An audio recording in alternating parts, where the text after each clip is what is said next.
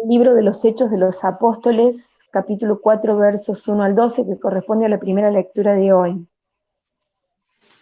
Mientras los apóstoles hablaban al pueblo, se presentaron ante ellos los sacerdotes, el jefe de los guardias del templo y los saduceos, irritados de que predicaran y anunciaran al pueblo la resurrección de los muertos cumplida en la persona de Jesús. Estos detuvieron a los apóstoles y los encarcelaron hasta el día siguiente porque ya era tarde. Muchos de los que habían escuchado la palabra abrazaron la fe y así el número de creyentes, contando solo los hombres, se elevó a unos 5.000. Al día siguiente se reunieron en Jerusalén los jefes de los judíos, los ancianos y los escribas, con Anás, el sumo sacerdote, Caifás, Juan, Alejandro y todos los miembros de las familias de los sumos sacerdotes. Hicieron comparecer a los apóstoles y los interrogaron: ¿con qué poder o en nombre de quién ustedes hicieron eso? Pedro, lleno del Espíritu Santo, dijo: jefes del pueblo y ancianos, ya que hoy se nos pide cuenta del bien que hicimos a un enfermo y de cómo fue curado, sepan ustedes y todo el pueblo de Israel, este hombre está aquí sano delante de ustedes por el nombre de nuestro Señor Jesucristo de Nazaret, al que ustedes crucificaron y Dios resucitó de entre los muertos. Él es la piedra que ustedes, los constructores, han rechazado y ha llegado a ser la piedra angular, porque no existe bajo el cielo otro nombre dado a los hombres por el cual podamos salvarnos. Palabra del Señor. Gloria a ti, Señor Jesús. Bueno, es ante nada deleitarnos en toda esta octava pascual, no solo con los textos bíblicos del resucitado, porque la octava pascual significa eso, ¿no? Es una extensión de ese domingo de resurrección. Estamos como si fuera el momento mismo de la resurrección del Señor. Ese domingo se extiende por 8 días, es como la octava de Navidad, ¿no? Un poquito de catequesis. Bueno, entonces es un tiempo muy especial. Todos estos días es un tiempo muy especial. Estamos en la misma Pascua. Y bueno, el tiempo pascual va a continuar, pero este es como si fuera el domingo. Y a su vez, las lecturas también nos deleitan con el libro de los Hechos de los Apóstoles. O sea, después de que estos hombres preparados por el Señor para ser sus testigos, reciben el Espíritu Santo y reciben la vida nueva del resucitado, bueno, todo lo que hacen en el nombre de Jesús. En el nombre de Jesús se sanan los enfermos, se liberan a los oprimidos por el demonio, en el nombre de Jesús se resucitan a los muertos, porque Él es la piedra angular, es la piedra que los constructores rechazaron. Bien, y dice la palabra acá algo muy importante: no existe bajo el cielo otro nombre dado a los hombres por el cual podamos salvarnos. Esto la verdad es que, teniendo en cuenta algunos acontecimientos de hoy, digo, ¿qué pasa? Que a veces se pasa por alto esto, ¿no? ¿Qué pasa? Que así como los apóstoles daban este testimonio de las sanaciones, eran testigos de las sanaciones, de las liberaciones, de restauraciones de vida, de las personas, de las conversiones, de las personas que predicando la palabra del Señor abrazaban la fe y veían cómo crecía el número de creyentes, pero sin embargo eran todas pruebas, todos pruebas de realmente de la legitimidad de este Mesías, de que todo esto se realizaba en el nombre de Jesús, y sin embargo Ni los sumos sacerdotes, ni los ancianos del pueblo, ni las familias de los sumos sacerdotes, ni los jefes judíos, ni los escribas, todos los que tenían un titulito, ninguno de ellos creía. Ninguno de ellos creía. Y así pasa también hoy, ¿eh? Así pasa también hoy. Nos podemos encontrar con mucha gente que tienen muchos títulos, que son muy ilustrados, pero ante la sencillez del testimonio, no creen, porque necesitan respuestas que expliquen, respuestas que argumentos racionales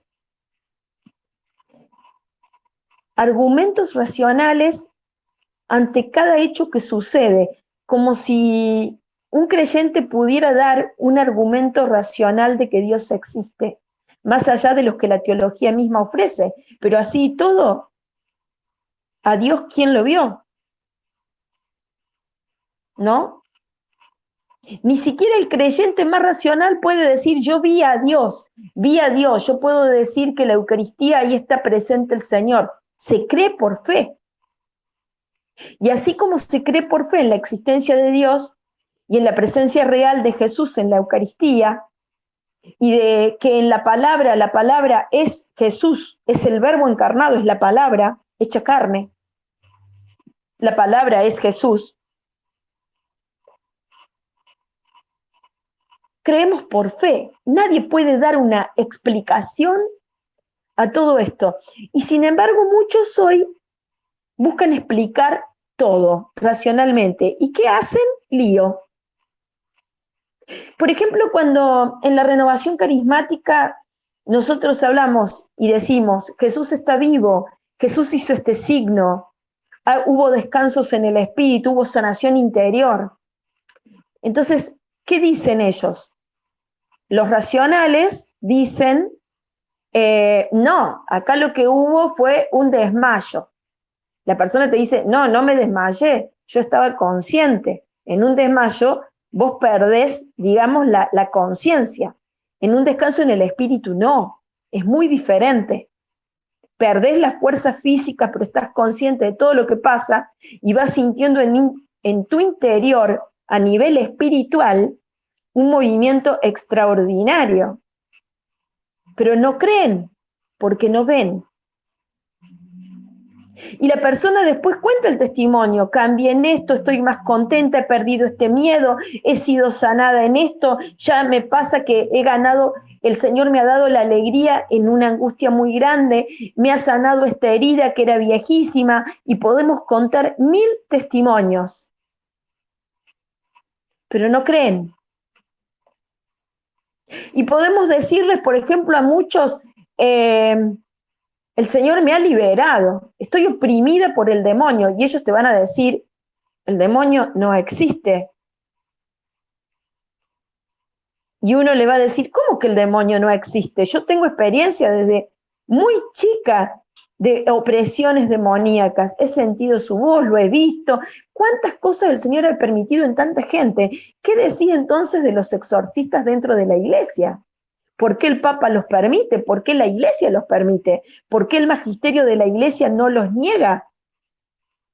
Y sin embargo, no creen, tienen una religión aparte,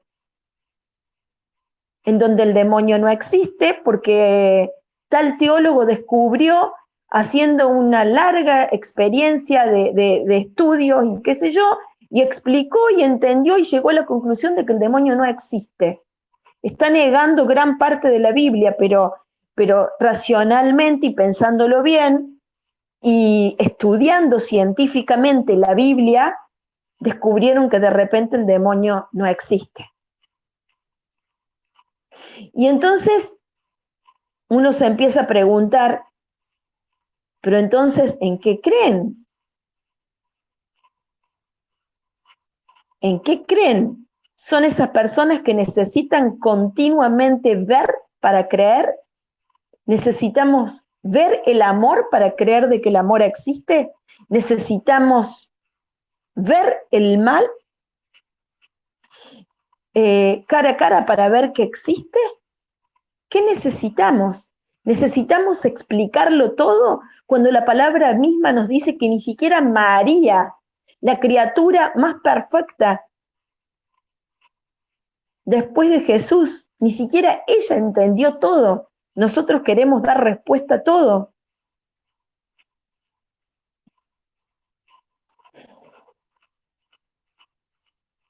Yo quisiera hoy hacerle un canto de alabanza al Espíritu Santo, porque muchas de estas personas, entregárselas, porque muchas de estas personas lamentablemente es como si el Espíritu Santo no existiera.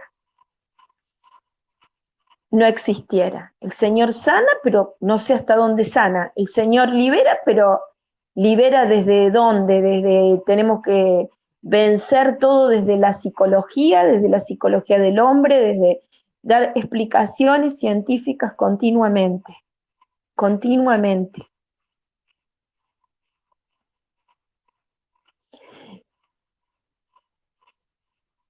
Hoy quiero hacer un canto al Espíritu Santo, porque el libro de los Hechos de los Apóstoles es un festín, es el festín con el Espíritu Santo y en el Espíritu Santo. Hoy quiero cantar glorias y alabanzas al Señor por esa vida nueva que nos trae el resucitado. El Señor resucitó, pero también nos resucita por la fe, nos resucita con Él. El Señor muere crucificado, pero también nos hace morir con Él y desde ahí nos hace resucitar con Él. Es hora capaz que dejemos de tener que continuamente estar dudando de la obra de Dios en nosotros, porque si no morimos a eso, de ver que continuamente estamos oprimidos, de que continuamente estamos enfermos, de que continuamente nos están haciendo daño, demonizamos la vida. La demonizamos, es como que aquí el que tiene la última palabra y el que tiene todo el poder es el enemigo y no el Señor. Y es como que nuestras oraciones en realidad oramos, pero no llegan ni al techo de nuestra casa, mucho menos van a llegar al trono de Dios. ¿Y por qué?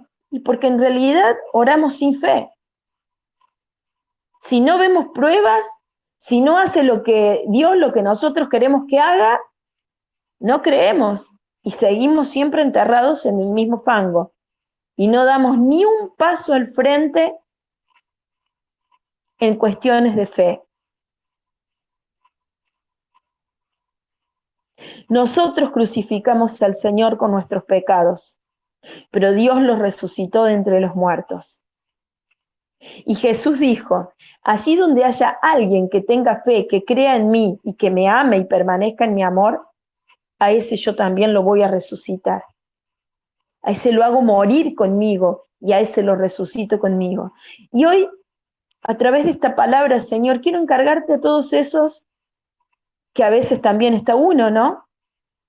Como los jefes de los judíos, los ancianos, los escribas, que necesitamos continuamente pruebas para creer en Él. Que necesitamos testimonios, pero como los testimonios no nos gustan, los que nos dan, entonces creamos testimonios falsos. O le buscamos la vuelta para que sean falsos. Hoy te entregamos todas esas veces, Señor, que nos comportamos como ellos. Y te entregamos también a aquellos que dentro de la iglesia predican de esta forma.